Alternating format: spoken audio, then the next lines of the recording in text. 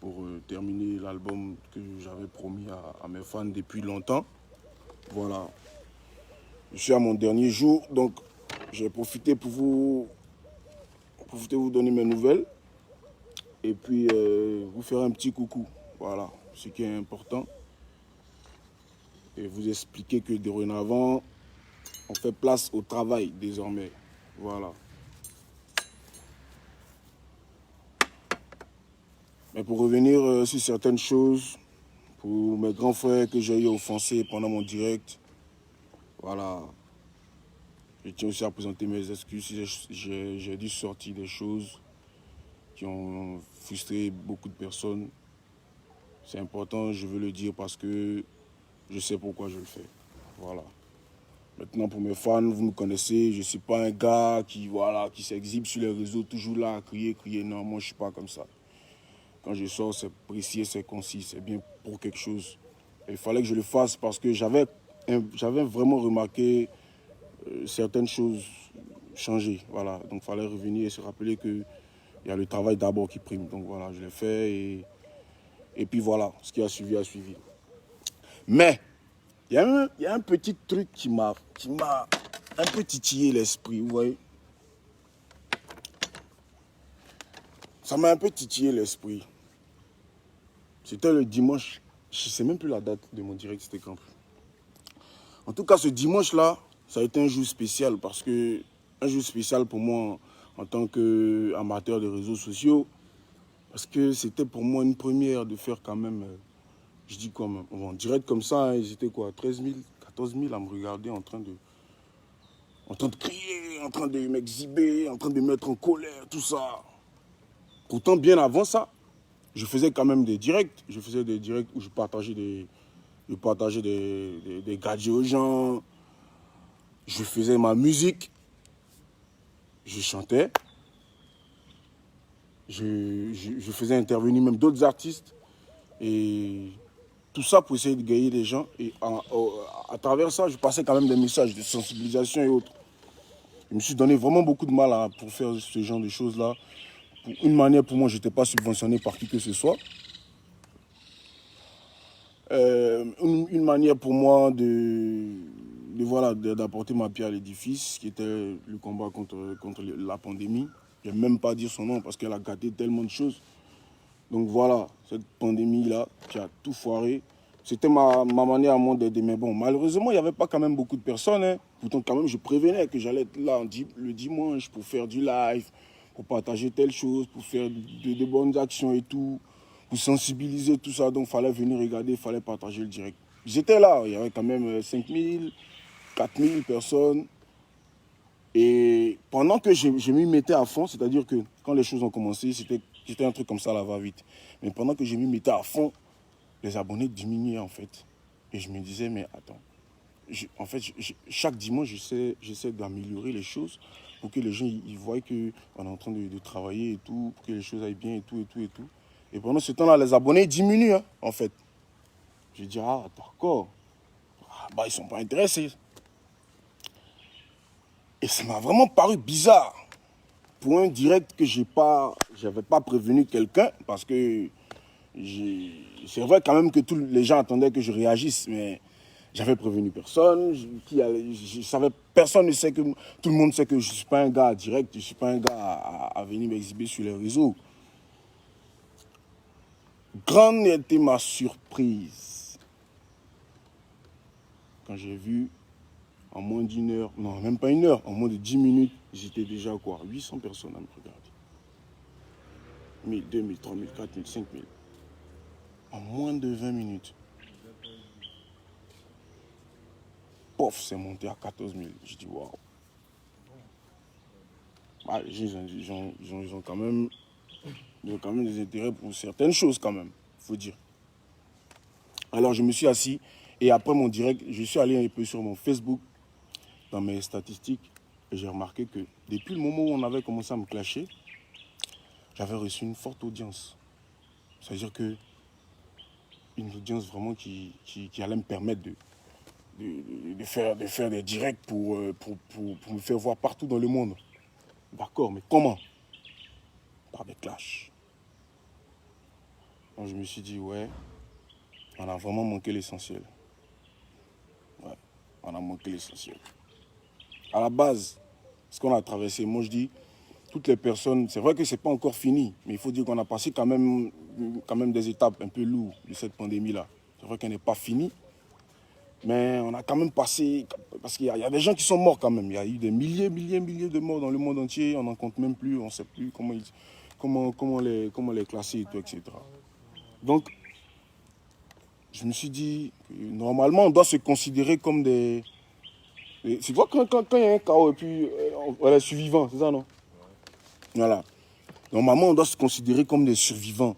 Et à travers ça, prendre conscience. Là, je parle de la jeunesse africaine en général. De toute la jeunesse africaine. Parce que oui, on a manqué l'essentiel. Parce qu'aujourd'hui, on accorde beaucoup d'importance à vraiment des choses qui n'ont pas d'importance. Ouais. Et c'est dommage parce que il faut être en guerre avec une tierce personne ou une personne du même milieu que toi pour comprendre que le milieu même là, il est à gauche. Parce qu'il y a des partis pris qui se créent, mais dans le dos, quoi. C'est-à-dire que, ah, je t'avais dit non, lui là, il est pas bon. Lui là, tu as vu. Hey, il t'a dit non, hey. Attends. Mais faut pas qu'on voit les choses comme ça. Hey, pourquoi on s'assied pas un instant pour réfléchir un peu à ce qu'on a traversé il n'y a même pas 2 mois encore. C'est-à-dire qu'ils ont levé le coup de feu il n'y a même pas... Quoi, il n'y a pas une semaine, ils ont levé le coup de feu. C'est maintenant même on rentre dans la une semaine. On compte déjà des morts, on fait des accidents. Les jeunes, ça donne à beaucoup de choses. Beaucoup de choses restent impunies. Les buzz prennent de l'ampleur, les médias qui amplifient les buzz. Au jour d'aujourd'hui, là, je suis en train de parler, ça fait quoi? Quelques minutes maintenant. Hein. Ils ont compris le sujet, là, ils étaient déjà à 2200, ils étaient en train de monter. Beaucoup ont compris le sujet, ils ont commencé à régresser. Juste parce que le gars, il va venir, il va dire quoi? Lui, il va dire quoi qu'on ne connaît pas. Oui, en fait, c'est ça le truc. On connaît, on sait, on connaît la réalité. Dieu nous a montré tout, il nous a montré le bien et le mal. C'est nous, on a dit, on a une tête dans le bien, on dit bon, on est dans le bien, et si on goûte un peu le mal, puis bon, on arrive vers le mal. Au jour d'aujourd'hui, on voit ce qui nous arrive. Mais c'est pour dire que celui qui connaît la vérité et qui va à l'encontre de la vérité, il est jugé 2 fois plus sévèrement par qui de droit. Donc, comprenez que on est en train de passer à côté. On est en ce moment-là, considérons-nous comme des survivants. On vient de peut-être passer un chaos, mais là, mais rien n'est fini. Mais rien n'est fini. Chaque jour, on voit à la télé, si on veut s'en tenir aux médias, les morts augmentent. Les morts augmentent de jour en jour. Il y a des guéris, comment on ne sait pas, mais les morts augmentent. Mais attendez, il faut qu'on prenne conscience que on est dans un monde qui est en train de se renverser. Les jeunes d'aujourd'hui sont trop concentrés sur des choses inutiles. Et moi, je demande pardon à toutes les personnes que j'ai offensées pendant mes directs. En tout cas, pas mes directs, parce que je ne suis pas un gars à direct. Pendant mon direct, où je suis sorti pour crier mon ras-le-bol, parce que mine de rien, je ne suis pas une tapette aussi, hein, un peu quand même. Voilà. J'ai accepté certaines choses, c'était par rapport. Mais bon, après, il fallait dire aux gens que faut pas qu'ils me mâchent dessus, parce que voilà. Mais ça ne veut pas dire que les gens vont m'appeler, les médias qui ne m'ont jamais appelé. Attends, il y a des gens même qui ne m'ont jamais appelé pour me faire asseoir, à moins que moi-même je vais vers eux pour leur demander audience. M'appeler pour me recevoir, pour me dire ouais, que faut venir tout déballer, il faut venir faire ci, faut venir faire ça. Mais attends, on va où? On va où? On va où? Franchement, il y a beaucoup de choses qu'on est en train de rater, vous voyez. Et l'après-Covid, je disais tantôt que l'après-Covid sera rapide. C'est dans tous les domaines d'activité. Même dans les spirituels, ça sera rapide. Parce qu'on ne va pas voir les choses passer. Ouais, on ne va pas voir les choses passer, ça va aller vite. On n'a qu'à prendre conscience, s'asseoir, réfléchir. Et puis faire les choses essentielles pour nos vies. Parce que non seulement nos actions sont en train de nous faire pécher, Et en même temps que ça nous fait pécher, ça fait du mal aux personnes qu'on prétend qu'on a aimées pendant qu'ils étaient sur la terre avec nous. Il y a plein de choses qu'on va regretter. Je vous dis la vérité. Asseyons-nous, réfléchissons et faisons des actions qui vont nous emmener au paradis. C'est tout ce qu'il faut. Arrêtons certaines choses inutiles. Jeunesse africaine, ne nous laissons pas embobiner par les buzz qui ne vont rien nous emmener. Au jour d'aujourd'hui, il y a des jeunes qui ne travaillent même pas, mais qui sont en Europe. Ils ne vont même pas chercher à travailler. Hein. Il y en a qui n'ont même pas de papiers. Mais chaque jour, ils sont sur Internet en train de s'exhiber, juste pour avoir 1, 2, 3, 4, 5, 6, 7, 8, 9 000 likes. Ça vous donne quoi? Ça fait gagner à qui de droit? Qui a déjà eu 100 000 j'aime sur Facebook et puis on lui a donné là? Qui? Mais dès qu'il y a un buzz, on cherche à voir la suite du buzz. Médias ivoiriens. Je tiens à dire à tous les médias de Côte d'Ivoire.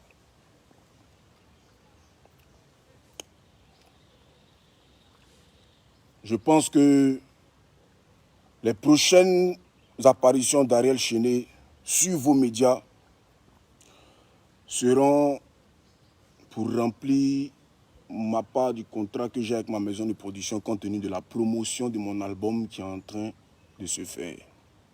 À part ça, le média qui va m'appeler pour me dire « Ouais, Chéné, viens, il y a tel, il y a buzz, il y a nani, il y a nana. » Je ne vais pas te parler mal parce que de toute façon, vous me connaissez. Moi, je parle parce que peut-être que c'est ma manière de parler qui va peut-être vous frustrer, mais je ne vais pas vous parler mal. Je vais vous ramener directement à la raison. Voilà. Vous êtes en train de tuer les talents. Vous êtes en train de tuer. En fait, les gens vous embobinent. Et vous êtes en train de tuer la musique, en fait. Parce que vous accordez beaucoup d'importance au buzz, au palabre, plus qu'au travail qu'on fait. Et c'est dangereux. Parce qu'on parle d'artistes, on vit de quoi? De la musique, pas des buzz, pas des clashs. Moi, je vois des jeunes artistes qui font des lives souvent je vois des pages comme Musicos, une page, par exemple, qui parle de tous les musiciens de Côte d'Ivoire. Les musiciens, ceux qui font la musique en live. Voilà. Moi, je n'ai jamais vu un média parler d'eux. Pourtant, ils font des festivals, ils font plein de trucs. Hein? Mais, c'est méchant. Je dis bien, je répète, c'est méchant de votre part. Vous êtes responsable de beaucoup de litiges entre les artistes. Vous êtes responsable de beaucoup de querelles dans le showbiz. Il faut faire attention. Il faut vous ressaisir. En tout cas, moi, pour ma part, le jour que vous me voyez sur votre plateau, posez-moi des questions qui vont me faire du bien pour ma carrière musicale. Même si vous voulez me faire des critiques, vous êtes libre. Vous êtes libre. Mais que ce soit des critiques objectives. Sinon, c'est une critique, non? Objective. Parce que quand vous voulez rentrer dans des choses personnelles, sachez bien qu'il y a des causes et des répercussions. Mais ce n'est pas des causes et des répercussions qui vont venir sur vous directement, mais ça a des répercussions sur le showbiz en général. Vous comprenez? Donc je vous en prie, on a beaucoup de choses à faire. Il y a encore beaucoup de talents en Côte d'Ivoire. Je ne vais même pas parler d'ailleurs. Parce qu'avant qu'on envie les artistes d'autres pays, on n'a qu'à nous régler d'abord nous-mêmes entre nous. C'est très important. À commencer par les médias. Essayez un tant soit peu de vous pencher sur les jeunes talents. Essayez un tant soit peu de vous pencher sur comment les talents là évoluent. Essayez un tant soit peu de vous pencher sur les majors qui viennent signer les enfants ici, les jeunes talents qu'on connaît ici et on ne voit pas les suites. Essayez un tant soit peu de vous pencher sur comment les artistes de Côte d'Ivoire, ils évoluent. Essayez un tant soit peu de vous pencher sur comment les artistes de Côte d'Ivoire ont vécu le Covid. C'est de ça qu'il s'agit. C'est pas de venir chercher à publier, partager les vidéos des gens. C'est méchant, franchement, c'est méchant. En tout cas, moi, Ariel Chéné, vous n'allez plus jamais me voir dans ce genre de bassesse inutile pour ma carrière. Parce que je vois vraiment très loin, même pas seulement pour la musique de mon pays, c'est une bataille pour la musique africaine, mais francophone. Parce qu'africains, anglophones, ils sont déjà très loin de nous par rapport à notre système de départ. Donc, la bataille, là, elle est trop grande, elle est trop longue. C'est mieux de se concentrer sur l'essence. On est en train de perdre du temps. On est en train de perdre du temps. Le temps ne nous appartient plus. C'est des morts. Allons chap, on va évoluer. Le moment va venir où ceux qui sont en haut là-bas vont se retenir vers nous. Mais comment on va pouvoir encaisser les choses? Comment on va pouvoir gérer toutes les choses qu'on va avoir dans nos mains? On prône aujourd'hui la liberté, on prône l'indépendance. Et si on était vraiment et réellement indépendant, si on avait toutes les commandes en main, comment gérer les choses? Vous êtes sûr que si nous, Africains, on était dans les pays froids, et puis c'était là-bas qu'on dit il y a tel mort, il y a tel mort, vous êtes sûr qu'on allait pouvoir survivre? Vous êtes sûr qu'on allait pouvoir survivre? Arrêtons. Arrêtons. Moi, je voulais juste vous faire passer ce message. Et puis vous dire que je vous aime. Mes fans, je vous aime tellement que j'avais prévu vous donner un petit son là pour mes 2 millions d'abonnés de mon Instagram. Mais l'amour, c'est l'amour. Et l'amour, c'est l'amour. Donc, pour la fête de Ramadan, je vais profiter pour dire bonne fête à tous mes fans musulmans, comme pas musulmanes, qui fêtent la fête de Ramadan.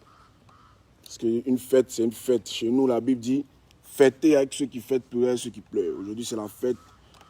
Depuis hier, c'est la fête, on va dire. Et il faut dire que,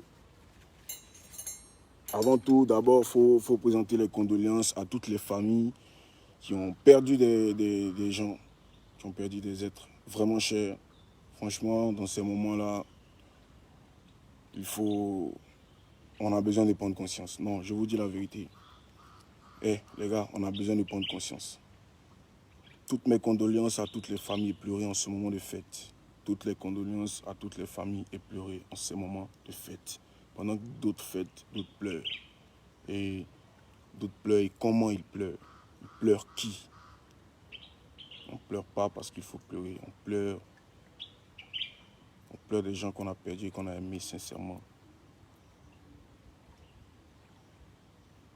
Il y a une pensée très pieuse pour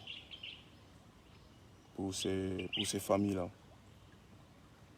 Que Dieu vous fortifie, que Dieu vous accorde la consolation qui vient de lui, parce qu'il est le Dieu de la consolation. Pour tous mes frères qui sont partis, que leur âme repose en paix et que Dieu veille sur nous. Que Dieu veille sur nous. Jeunesse ivoirienne, ne nous laissons pas aller. C'est vrai, il y a eu le Covid, on était confinés, plein de choses se sont arrêtées. On n'était pas préparé à ça, ça s'est arrêté un coup. Il y a plein qui vivaient de la nuit, il y a plein qui vivaient de beaucoup de choses. Il y a faux, on a compris et on comprend. Déjà qu'on a eu le souffle de vie, on a traversé tout ça. Vous avez vu combien de temps vous n'avez pas bara. Vous avez vu combien de temps vous n'avez pas bara. Mais vous êtes resté en vie, vous avez pu manger quand même. Vous êtes resté en vie, vous vivez, vous respirez. Ça là déjà là, on n'a qu'à rien sans dire merci à Dieu. C'est le départ. Et puis après maintenant on n'a qu'à prendre conscience. On n'est pas obligé d'aller en temps, descendre l'heure, non. C'est vrai on était bloqué, mais c'est pas pour on est débloqué que ouais, on va s'exhiber partout, on va commencer à zen n'importe comment. Et on est encore au moment de crise, les gens ils meurent chaque jour. Dites-vous qu'à chaque fois que vous asseyez dans un couloir, vous allumez votre chicha ou bien vous décapsulez une bière quoi pot. Il y a un mort qui meurt du coronavirus. Je n'ai pas dit que c'est vous qui le tuez, mais pensez ça en fait. Qu'il y a des gens qui meurent en fait encore et ça continue. Donc quand on fait les choses, on n'a qu'à réfléchir un peu. Voilà, on est jeune, beaucoup de choses nous est permis. Ouais, moi, dans ma vie, j'ai eu aussi à faire des choses. Je suis passé par beaucoup de choses. Mais vous voyez, la vie d'un jeune, c'est pas facile. C'est pas facile. Et quand tu n'as pas la couverture, une bonne couverture spirituelle, c'est pas facile.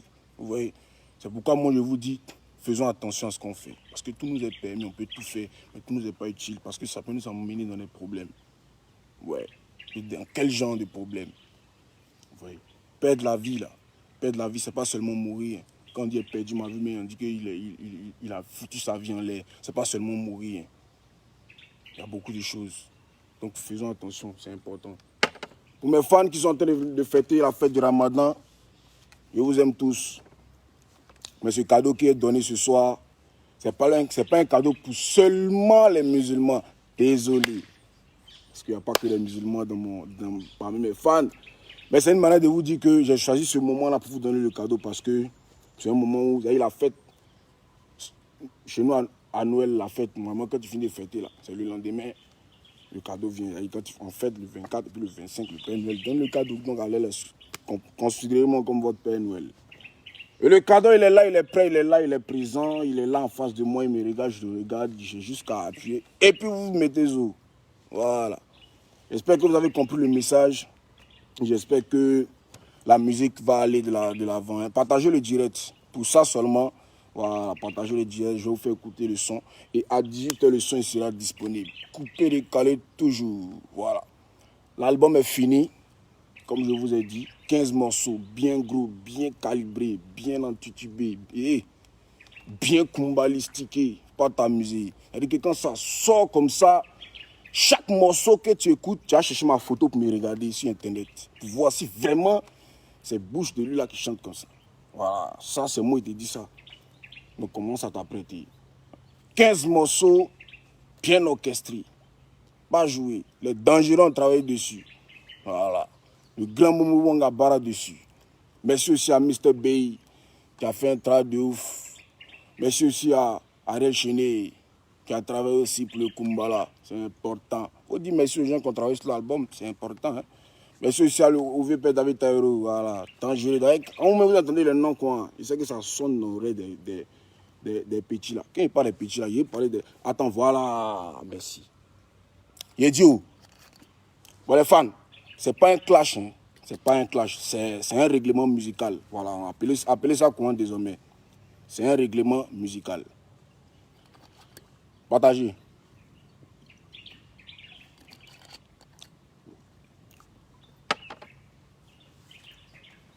Partagez. Oh.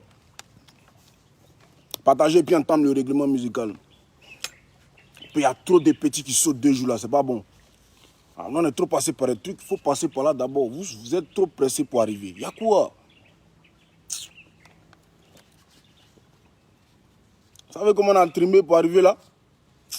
On va t'amuser ça. Il dit, les petits de rap ivoire, 2 jours, rap ivoire. C'est quoi que rap ivoire au fait? Ils ne comprennent pas. Ils veulent savoir. Rap ivoire là, c'est quoi? C'est un style de musique ou c'est un mouvement pour jouer dans le way? Si c'est un mouvement pour jouer dans le way, en tout cas ça joue dans le way. Mais arrivé à un moment donné, comprenez que concentrez-vous quand même quoi. Hein? Concentrez-vous, écrivez, conscientisez, je sais pas moi. Mais c'est pas, on ne va pas toujours rester dans les mêmes way là. Arrêtez un peu. Rap ivoire. Les fans dans tous les morceaux rap que vous allez entendre, c'est coupé décalé, c'est pas rap ivoire ici. Tout ce qui est